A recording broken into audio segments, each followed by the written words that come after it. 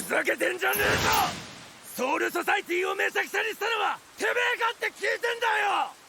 その通りだ。La première saison de Bleach Thousand Year Blood War s'est achevée récemment et j'aimerais revenir sur plusieurs points au travers de différentes vidéos concernant cette première saison de cet arc final.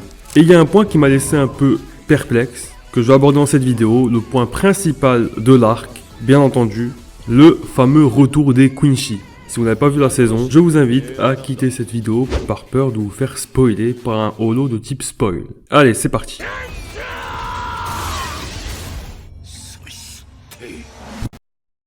私は黒崎正樹クイーンシーです。そっか、クイーンシーか。なんだろうこの人。死神ってこういうものなの？ Comment j'ai trouvé cette réintroduction des Quincy? Le fait de les remettre sur le devant de la scène, les développer le conflit entre les Shinigami et les Quincy. Honnêtement, je ne vais pas vous mentir, j'ai eu un peu de mal.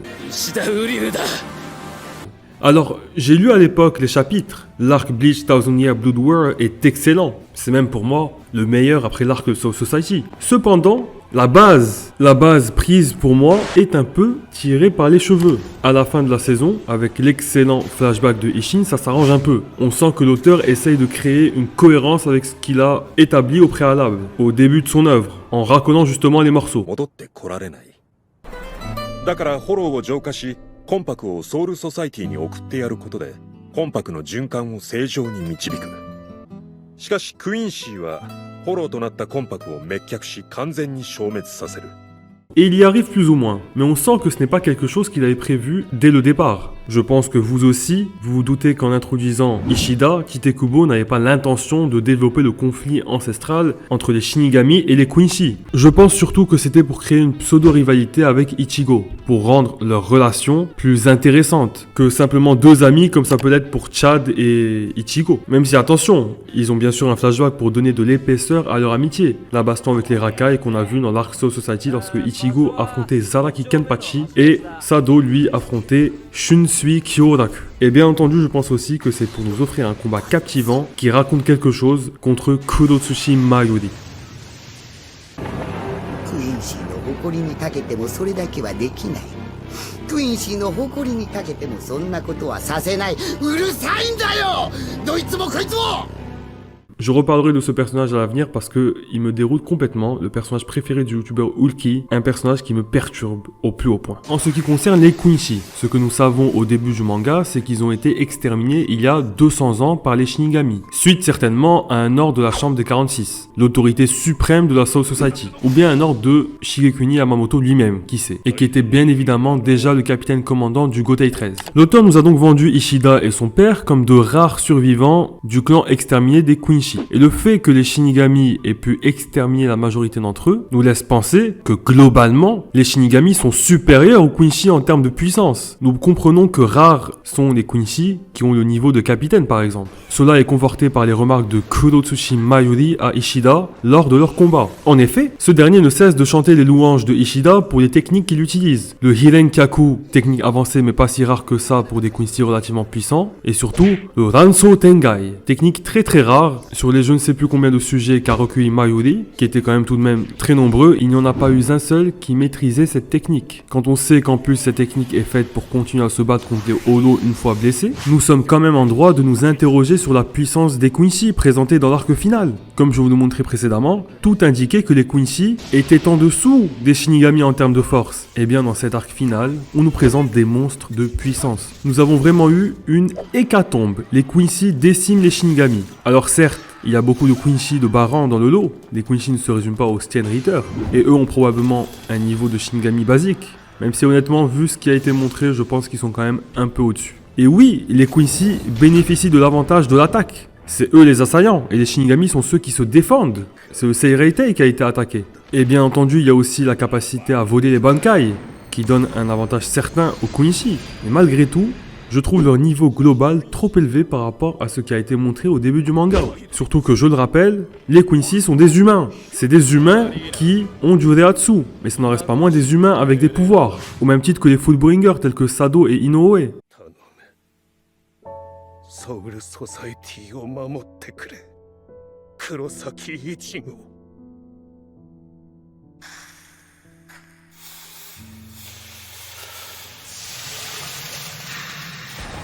Après, ils utilisent le Reishi environnant pour se battre, donc quelque part c'est justifié. Là où Chad va puiser comme un Shinigami dans son propre Reiatsu. Ensuite, l'antagoniste principal me dérange. Je le trouve trop cruel. Alors bien sûr, pour l'arc en lui-même, pour la tension, la peur inspirée, c'est peut-être bien. Quoique un ennemi plus nuancé aurait été meilleur, je pense. Mais quoi qu'il en soit, nous sommes au début de l'arc, donc je ne vais pas me prononcer sur Yujabara. Du moins pour le moment. J'attendrai la fin de l'arc. Mais encore une fois, ça me perturbe un peu par rapport à ce qu'on sait sur les Quincy depuis le début du manga. Aux dernières nouvelles, les Quincy sont des humains dotés de pouvoirs qui peuvent donc voir les holos et qui par conséquent ne peuvent s'empêcher d'exterminer ces monstres dévoreurs d'humains et d'âmes, notamment pour sauver leurs congénères. Ils sont donc animés par une âme de héros, de chevalier.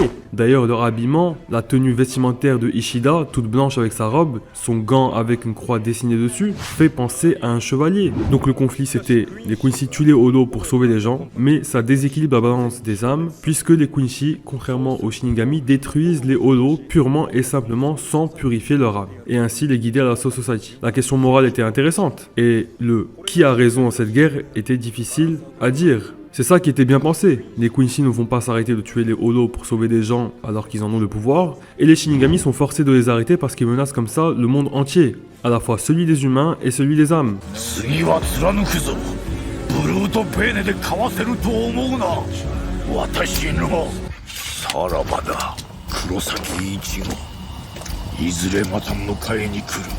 Malgré tout ça, nous apprenons que les Quincy descendent tous d'une seule personne, qui est le roi Quincy, le Yujabara dont j'ai évoqué le nom tout à l'heure. Bon, ça à la rigueur, d'accord, on ne connaissait pas l'origine de leur pouvoir, ils auraient pu partir simplement comme pour Harry Potter sur une partie de la population qui manifeste des pouvoirs de Quincy à la naissance, mais pourquoi pas. Mais surtout, le gars est mauvais, il est cruel, il n'a aucune pitié. On ne dirait pas qu'il est ce fameux chevalier blanc sauveur Quincy. Celui à l'origine de tous les Quincy est un énorme FDP. C'est déroutant et je ne trouve pas ça super logique quoi. De plus il est vêtu en noir au contraire des Quincy habituels vêtus en blanc. On lui a donné une épée comme les Shinigami alors que justement l'opposition c'était que les Quincy se battent avec un arc et des flèches tandis que les Shinigami avec des katanas. Après peut-être que le roi Quincy est ainsi pour marquer une espèce de démarcation de scission avec le reste des Quincy. J'attends de voir. Mais le serviteur qu'a affronté Ichigo au Wekomondo avait également une sorte d'épée de Reishi. Après moi je préfère les combats à l'épée donc ça m'arrange. Mais dans le principe ça me dérange. On a aussi Yujabara qui utilise le Osvele, une technique qui lui permet de récupérer le pouvoir des Quincy. Il a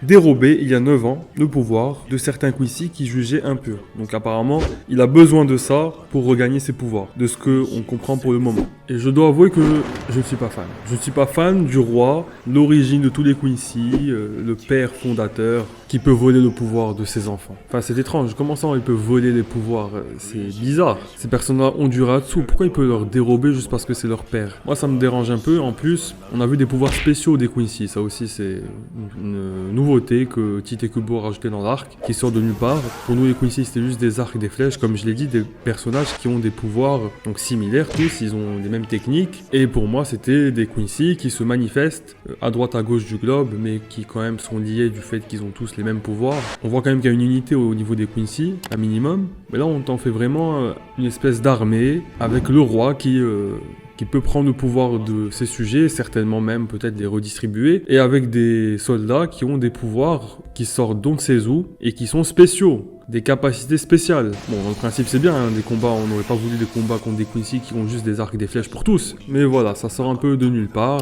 et je veux dire donc, ça veut dire que un Quincy qui perd ses pouvoirs à cause de Yujabara, il ne peut plus développer de Reiatsu, il ne peut plus voir les holos. Ça se passe comment?